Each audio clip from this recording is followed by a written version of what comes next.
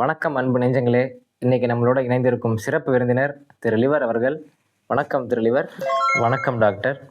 உடம்புல நீங்கள் என்ன வேலை பார்க்குறீங்க அதை முதல்ல சொல்லுங்கள். என்னுடைய முக்கியமான வேலை ஃபுல் மெட்டபாலிசமும் என் கண்ட்ரோல் தான். நீங்கள் என்னென்ன சாப்பிட்றீங்களோ அதுக்கான என்சைம் சப்ளை பண்ணுறதே நான் தான்.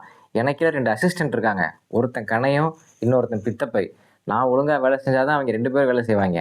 நான் ஒழுங்காக வேலை செய்யலைன்னா இவனும் காலி அவனும் காலி. சரி, ஓகே. ஃபேட்டி லிவர் அப்படின்னு சொல்கிறாங்களே, அப்படின்னா என்ன? ஃபேட் சாப்பிட்றதுனால ஃபேட்டி லிவர் வருதா? பாட்டில்டு பீவரேஜஸ், அதில் போடுற அவ்வளோ சுகர், ப்ராசஸ்ட் ஃபுட்ஸ், மைதா மாவு, இந்த மாதிரி ஜங்க் ஃபுட்ஸ் எல்லாம் சாப்பிட்றதுனால என்னாலே ஒரு அளவு தான் தாங்க முடியும். ஸ்டேஜ் 1னா மேனேஜ் பண்ணிப்பேன். ஸ்டேஜ் 2 ஃபேட்டி லிவர்னால் கொஞ்சம் டார்ச்சர் பண்ணிடுவேன். ஸ்டேஜ் 3 ஃபேட்டி லிவர் போச்சுன்னா அப்படியே ஃப்ளாட் ஆகிடுவேன், நீங்கள் காலி.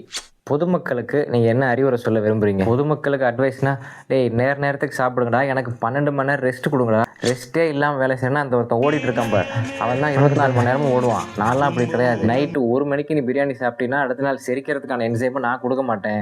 வயிற்று வலி வந்து அப்புறம் இவன்ட்டு தான் போய் நீ காசு செலவு பண்ணணும் பார்த்துக்க. சரி, ஏன் இவ்வளோ கோவப்படுறீங்க? உரிமையில் பேசுகிறீங்க, கொஞ்சம் மரியாதையாக பேச. மரியாதையா? அவங்க யாருமே எனக்கு மரியாதை கொடுக்கறது கிடையாது. அவங்க என்ன மரியாதை நடத்தினா நான் அவங்களுக்கு மரியாதை கொடுக்க போகிறேன். Give respect, take respect. நன்றி லிவர் அவர்களே. அடேங்கப்பா, பயங்கரமான கோவக்காரா இருப்பார் இருக்கு. அடுத்து 2 பேர் வேறு வெயிட்டிங்கில் இருக்காங்க பேட்டி எடுக்கிறதுக்கு. அவங்க இன்னும் கடுமையான கோவக்காரங்களாக இருக்காங்க. அவங்க எப்படி சமாளிக்க போகிறோன்னு தெரியல.